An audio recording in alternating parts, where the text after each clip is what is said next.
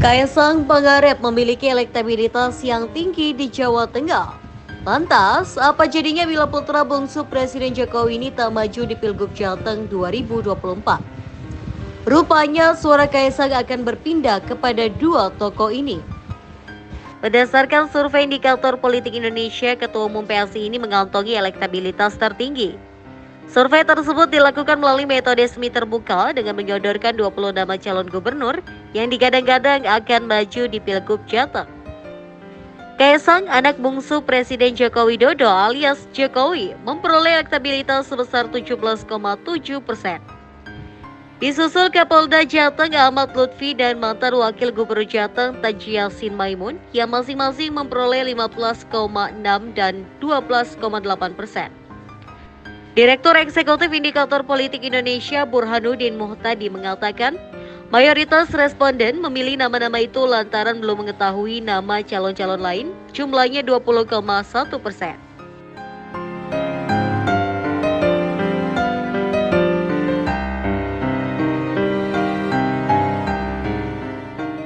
Ia juga mengungkapkan sebanyak 9,6% responden beralasan memilih nama-nama tersebut sebagai calon gubernur karena berasal dari keluarga tokoh politik ataupun masyarakat. Untuk faktor alasan ini, mayoritas responden menyebut nama Kaisang. Burhanuddin menyebut suara pendukung Kaisang kebanyakan berpindah ke Ahmad Lutfi dan Taji Yassin Maimun apabila Kaisang tidak maju di Pilgub Jateng 2024. Ahmad Lutfi memiliki elektabilitas 22,9% dan Taji Yassin memiliki elektabilitas 27,5%. Ada kecenderungan Ahmad Lutfi sama Taji Yassin yang akan berpasangan. Ya kalau demikian halnya, ya mungkin akan sangat membantu buat keduanya. Sebab katanya kedua nama itu memiliki elektabilitas yang tinggi dibanding calon-calon lain seperti Ketua DPP Partai Demokrasi Indonesia Perjuangan atau PDIP Jateng Bambang Wuryanto alias Bambang Pacul dan Abdul Wahid. Indikator melakukan survei ini sampai 1 pekan yakni pada 10-17 Juni 2024. Survei melibatkan 800 responden berusia di atas 17 tahun yang dipilih melalui metode multistage random sampling. Margin of error diperkirakan sekitar 3,5% pada tingkat kepercayaan 95%. Simulasi yang lebih mendekati kertas suara nanti ya, meskipun lagi-lagi masih sangat banyak jumlahnya. Tadi saya sebut ya ada banyak nama yang disebut ya, dan dari 20 nama yang kita tanyakan ada sedikit perubahan atau perbedaan pola dibanding top of mind. Dalam simulasi ini Kaisang berada di peringkat pertama tetapi dalam selisih margin of error dengan Ahmad Lutfi Kapolda Jawa Tengah. Jadi kita tidak tahu sebenarnya siapa yang unggul, apakah Kaisang ataukah Lutfi. Tetapi Kaisang berada di peringkat pertama secara absolut pun itu juga tidak dominan ya. Kemudian peringkat ketiga mantan Wakil Gubernur Jawa Tengah ya, Gus Yassin Maimun, putra almarhum Kiai Haji Maimun Zubair ya. Kemudian ada Mas Bambang Pacul 6%, Diko Bupati Kendal dan putra dari elit Partai Golkar ya, itu 5,6%. Raffi Ahmad ya. Jangan lupa Raffi Ahmad ini digadang-gadang sebagai wakilnya Diko. Kita tanya ternyata lumayan dapat 4% ya. Kemudian Ahmad Hussein ya 3,4%, Yusuf Hudori, Sudaryono masing-masing di kisaran 3%. Kemudian Hendi 2,2%, Joko Sutopo kalau misalnya ini Bupati Wonogiri ya, adik dari Mas Bambang Pacul kalau tidak salah itu 2,1%, Mas Sudirman Said 1,2% dan seterusnya.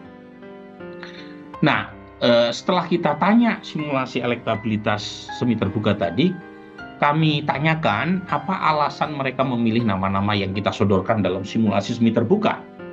Dan yang paling banyak orang menyebut memilih nama-nama tadi karena faktor belum tahu nama calon yang lain, 20,1%. Jadi 1/5 warga Jateng memilih karena taunya ya itu saja. Belum tahu nama yang lain. Ini yang kita sebut sekali lagi bahwa Jawa Tengah medan terbuka. Dan dari 20,1% yang menyebut karena faktor alasan ini, itu kita breakdown pilihannya ke beberapa nama teratas, paling banyak milihnya ke Raffi Ahmad. Ya, jadi pemilih Raffi ini karena belum tahu nama yang lain. Kalau dia terekspos oleh nama lain, potensial basis pemilih Raffi Ahmad lari ke calon gubernur yang lain cukup terbuka. Termasuk Kaisang, termasuk juga Lutfi, kemudian Diko. Itu nama-nama yang dipilih oleh warga Jateng karena warganya belum tahu nama selain Kaisang 25,2%. Ya, pemilih Kaisang itu faktornya faktor belum tahu nama yang lain. Jadi meskipun Mas Kaisang sekarang berada di peringkat pertama secara absolut, ya, sebenarnya tidak aman sama sekali ya, buat Mas Kaisang. Karena banyak orang yang kenal Kaisang saja tetapi belum kenal nama yang lain. Nah, kalau ditanya misalnya 11,3% menyebut karena tokoh agama, dan kalau kita cross siapa yang mendapatkan insentif secara elektoral jika warga di Jawa Tengah memilih karena faktor ketokohan secara agama, itu sebagian besar itu memilih ke Taji Yasin, ya. Putra dari Al-Maufur lah, ya, Kiai Haji Zain Maimun Zubair, ya. Kemudian kalau kita lihat alasan lain, 9,6% memilih karena faktor yang bersangkutan berasal dari tokoh politik. Mayoritas memilih Kaisang. Jadi artinya tanpa mengurangi rasa hormat ke Mas Kaisang sebagai Ketua Umum PSI, ya, dan sudah masuk dalam karir politik, ya, beberapa waktu terakhir, ya. Tetapi masyarakat memilih Mas Kaisang tidak jauh asosiasinya dengan bapaknya, ya. Jadi berasal dari keluarga tokoh politik. Jadi ini menunjukkan sekali lagi faktor Jokowi menjelaskan sangat kuat mengapa Kaisang sementara ini unggul di Jawa Tengah, meskipun secara statistik tidak beda dengan Ahmad Lutfi. Nah, ada yang memilih karena faktor kewibawaan atau ketegasan, sebagian besar memilih Ahmad Lutfi Kapolda. Kemudian, nah ini menarik juga nih, ada 5,8% yang memilih karena yang bersangkutan berasal dari partai yang saya dukung. Itu sebagian besar memilihnya Mas Bambang Pacul. Ya. Jadi ini menarik untuk kita cek nanti, ya. Karena bagaimanapun Jawa Tengah adalah basis PD Perjuangan, ya. Jadi ada pertarungan sekali lagi setelah Pilpres kemarin antara mesin versus personality, ya. Mesin, ya, versus ketokohan. Nah, saya pribadi termasuk orang yang dari awal, ya, waktu jelang Pilpres kemarin membuka kemungkinan Jawa Tengah dimenangkan oleh calon di luar dari capres yang diusung oleh PD Perjuangan. Ya. Meskipun kita tahu Jawa Tengah adalah kantong kuat PD Perjuangan. Alasannya sederhana. Ya.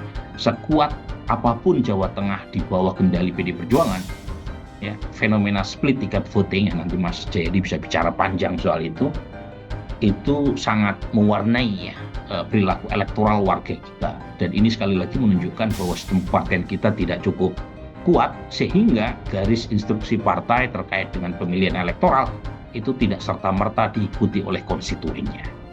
Dan lagi-lagi nanti menarik nih, kalau misalnya Kaisang maju, Mas Bambang Pacul maju, termasuk Hendi maju. Hendi kan ada tadi dalam simulasi, ya.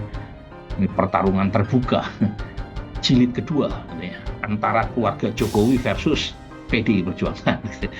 Nah, Rizka pasti seneng.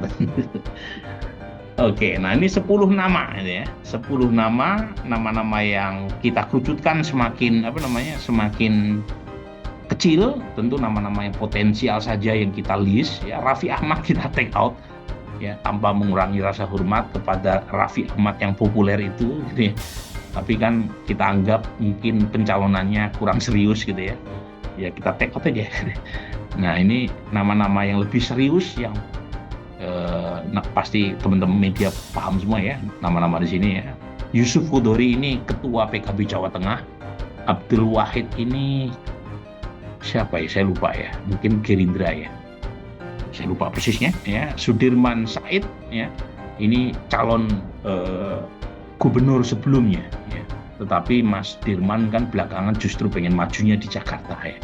Tapi nggak apa-apa, siapa tahu masih ada jejaknya ya di pilkada sebelumnya. Elektabilitasnya tidak berbeda jauh dengan simulasi sebelumnya.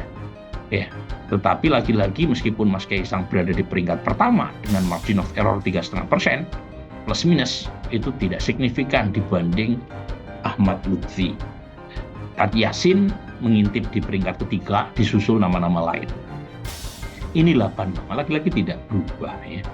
Ini 6. Ya. Ini 4 nama. Jadi saya percepat aja karena polanya nggak berubah. Ini menarik buat saya di sini. Ketika nama Kaisang di take out, ya, itu suara pendukung Mas Kaisang itu banyak yang lari ke Ahmad Lutfi sama Tati Yasin. Ya, ini 2 nama. Makanya selisihnya jadi makin tipis antara 2 nama ini. Pak, di Jawa Tengah sekarang ada kecenderungan Ahmad Lutfi sama Tati Yasin yang akan berpasangan. Ya kalau demikian halnya, ya mungkin akan sangat membantu buat keduanya. Karena keduanya dalam simulasi calon gubernur berada di peringkat pertama dan kedua. Tapi Mas Bambang Pacul cukup lumayan ya berada di nomor 3.